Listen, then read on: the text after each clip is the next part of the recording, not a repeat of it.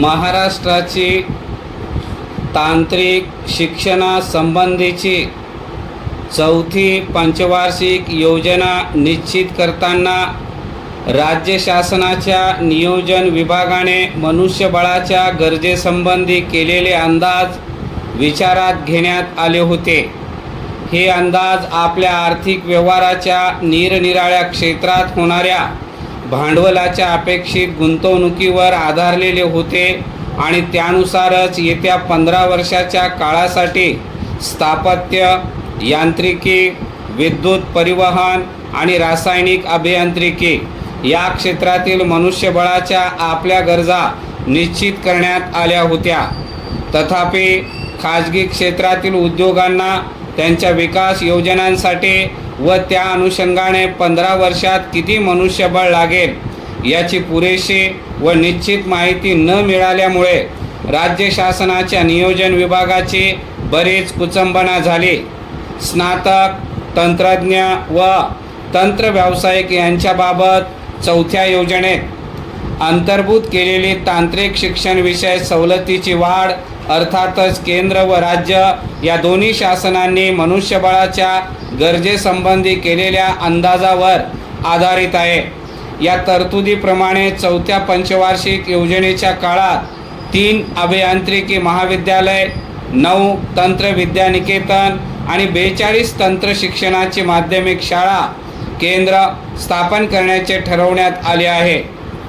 निरनिराळ्या औद्योगिक प्रशिक्षण संस्थेमधून कुशल कारागिरांसाठी जास्तीच्या 16,000, भारत शासनाचे उमेदवार प्रशिक्षण कायद्याखाली उमेदवारांसाठी 5,000 आणि संध्याकाळच्या वर्गातून औद्योगिक कामगारांसाठी 3,000 जागा निर्माण करण्याचे ठरवण्यात आले आहे. याखेरीज उद्योगधंद्यातील कामगारांना त्यांच्या उद्योगाची गरज भागविण्याच्या दृष्टीने स्वतःची पात्रता वाढवण्यास मदत व्हावी म्हणून अर्धवेळाचे पदवी अभ्यासक्रम सुरू करण्याची व्यवस्था देखील केली जात आहे.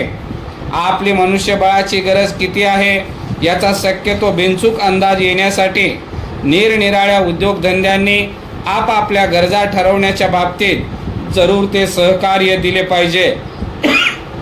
त्या अनुषंगाने पदविका व पदवी स्तरावर किंवा पदव्युत्तर स्तरावर नवे खास अभ्यासक्रम किती सुरू करावे लागतील याचा काळजीपूर्वक अंदाज करावा लागेल.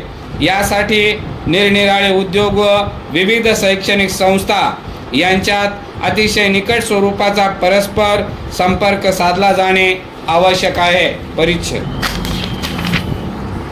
तेव्हा तांत्रिक शिक्षणाच्या कार्यात उद्योगधंद्यांनी निरनिराळ्या मार्गांनी सहकार्य देण्याची कशी आवश्यकता आहे ही गोष्ट आता स्पष्ट होईल.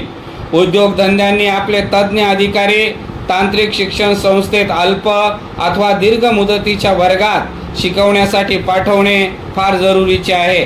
या तज्ज्ञ अधिकाऱ्यांना आपल्या प्रत्यक्ष अनुभवाचा फायदा व्याख्यानांच्या द्वारे विद्यार्थ्यांना करून देता येईल. तसेच त्यांना खास विषयावर खास अशी व्याख्याने पण देता येतील. उद्योगधंद्याच्या विकासाच्या दृष्टीने आवश्यक अशा खास शिक्षणक्रमाचे अभ्यासपाठ ठरविण्याकरिताही या तज्ज्ञांची मदत लागेल. मात्र उद्योगधंद्यांनी अशा प्रकारे केवळ विद्यार्थ्यांसाठी प्रशिक्षणाची सोय करून भागणार नाही, तर या संस्थेमधील शिक्षकांच्या प्रशिक्षणाचीही त्यांनी सोय केली पाहिजे.